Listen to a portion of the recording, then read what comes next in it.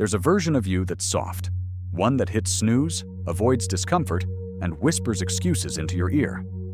And every day, that version is trying to win. Marcus Aurelius, emperor and philosopher, called it out centuries ago: the battle against the self. But here's the twist. He didn't believe the enemy was out there. He believed it was within. And if you're not fighting it, you're feeding it. Why do we feel this pull to stay in bed when we said we'd wake up early? Why do we delay hard decisions, hoping time will soften them? Why do we let the weaker voice in our head dictate the script of our lives? This video isn't just a motivational talk, it's a blueprint, based on the timeless Stoic teachings of Marcus Aurelius, to help you identify, confront, and destroy the version of you that's holding you back. We're diving into real Stoic warfare, not with swords, but with thoughts, not with enemies, but with yourself.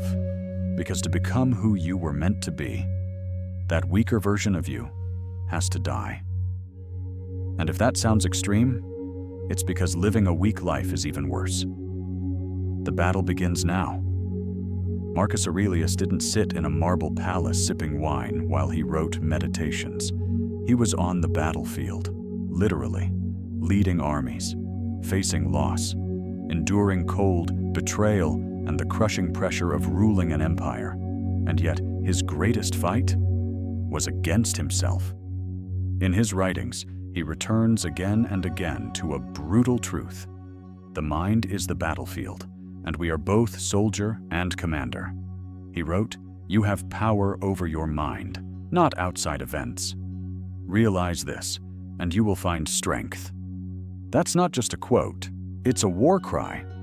In Stoicism, strength isn't measured by muscles, wealth, or how loud you speak. It's measured by how well you command your impulses, how you respond under pressure, and how firmly you can hold the line when life tries to break you. To the Stoics, emotions are signals, not dictators. Anger, fear, jealousy, these are natural, but they're not the enemy. The enemy is letting them control you. When you lash out, give up, or retreat into comfort, you're losing the internal war. Aurelius trained himself to be indifferent to pain, calm in chaos, and grounded in principle. He didn't wait for motivation. He didn't let mood determine action. He understood, you either command yourself or be commanded by your lower nature. He often reminded himself, don't waste time arguing what a good man should be. Be one. That's not theory. That's a direct challenge. Stop debating your potential. Start living it. Think of every small decision in your day. Get up or hit snooze, work or scroll, speak up or stay silent. As a duel, your higher self and your weaker self are constantly at odds. One wins, one dies. This war doesn't end. That's the reality Stoicism accepts. But what matters is training, discipline, and the readiness to fight every day. Because the more you practice, the more instinctive your strength becomes. When you say no to instant gratification, when you choose effort over ease, when you keep your word even when it hurts, that's Stoic warfare. That's what Marcus meant. That's how you kill the weaker version of you. Not once, but every single day. The most dangerous enemy is the one you can't see. And the weak version of yourself? It's a master of disguise. It shows up as procrastination, but wears the mask of "I'll be more ready tomorrow." It sounds like self-care, but smells like giving up. It says things like, "I deserve a break," when what you really need is a breakthrough. Marcus Aurelius didn't use fluffy language. He called out these patterns with precision. In Meditations, he wrote, "At dawn, when you have trouble getting out of bed, tell yourself, 'I have to go to work as a human being.' That's the weak self, hiding in your own logic. The weak self loves comfort. It thrives in indecision. It's the voice that whispers, 'Just one more hour of sleep. Start next week, skip the hard part.' But Marcus knew that indulging these thoughts was the same as surrendering. The moment you delay a decision, you strengthen the enemy. The problem is, most people never name their weak self.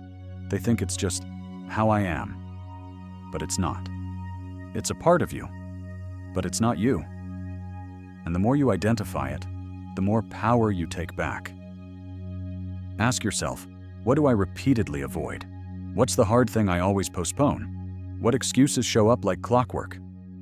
That's your weak self's playbook. Every time you cave to it, it grows stronger. Every time you confront it, you chip away at its grip.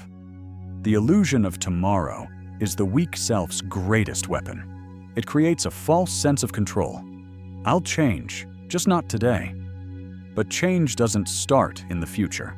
It starts in the next breath, in the next choice. Stoicism doesn't ask you to be perfect. It asks you to be aware, to observe your thoughts like a general inspects his troops. Who's loyal?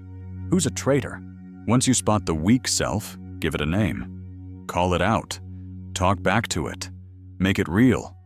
Because once it's real, you can kill it. And when you start killing it, something else is born in its place. Strength, discipline, integrity. The version of you that doesn't flinch, the one who wins. Killing your weak self isn't about grand gestures, it's about daily decisions. Marcus Aurelius didn't overcome internal chaos by accident. He had tools, simple, brutal, and effective tools, and you can use them too. Tool number 1, daily discipline. The first tool is showing up, every single day. Marcus wrote, "If it is not right, do not do it. If it is not true, do not say it." That kind of self-accountability starts with consistency. Set your alarm and get up when it rings. Go to the gym even when you don't feel like it. Write, build, work, especially when it's hard. You build strength by pushing through resistance, not avoiding it. Discipline is doing what needs to be done, especially when the feeling is gone. Each small act is a strike against your weak self. Stack enough of them, and your weak self suffocates. It can't survive in a life full of action.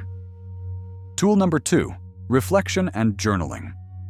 Marcus wrote, "Meditation's not for the world, but for himself."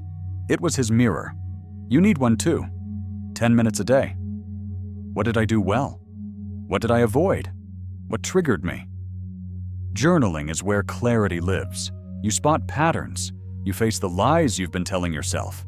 You develop internal honesty, the first step toward internal power. The weak self hates mirrors. The stronger you uses them. Tool number 3, practicing discomfort.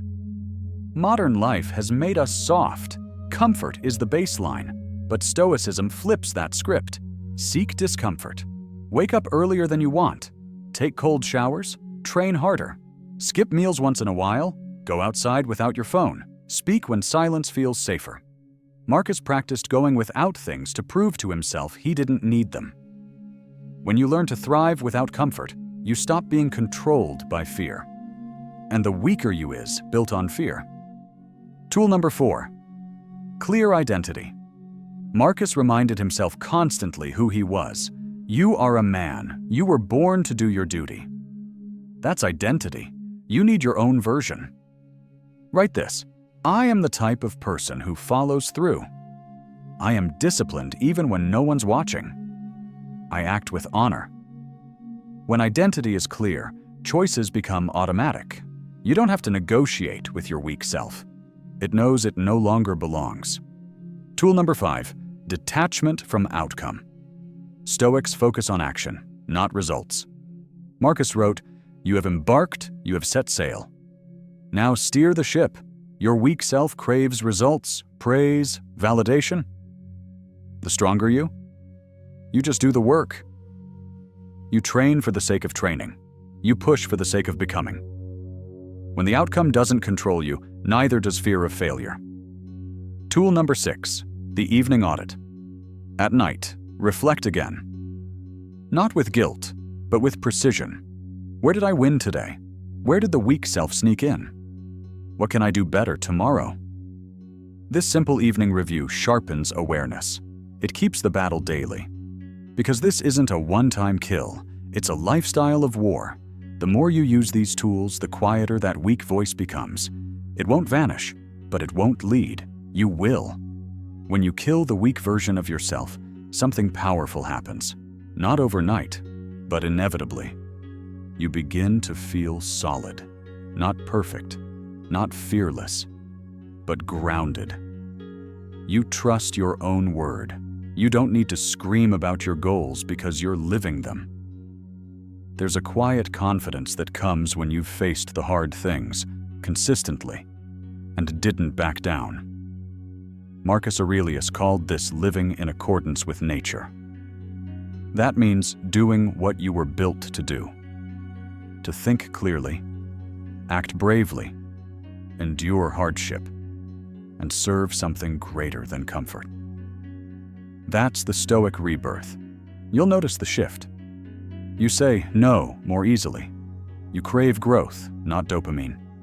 You seek challenge, not convenience. You stop chasing motivation and start leaning on discipline. You stop asking, "Can I do this?" and instead say, "This is what I do." You'll see it in small places. When you leave your bed early without a second thought. When you make a tough call without overthinking. When you stay calm in chaos because your emotions no longer control you. People will notice too. But you won't need their approval. Because you've already won the deeper war. The one within. And here's the most important part. This rebirth is not a one-time moment. It's not a single breakthrough. It's a process, a cycle. Each day, the weaker self tries to crawl back in. But now, you recognize its voice, and you've built the weapons to silence it. You'll still fall. You'll still hear that whisper. But the difference? You'll rise faster. You'll hit back harder. Because once you've tasted the stronger version of you, there's no going back. The Stoic rebirth isn't flashy. It's unshakable.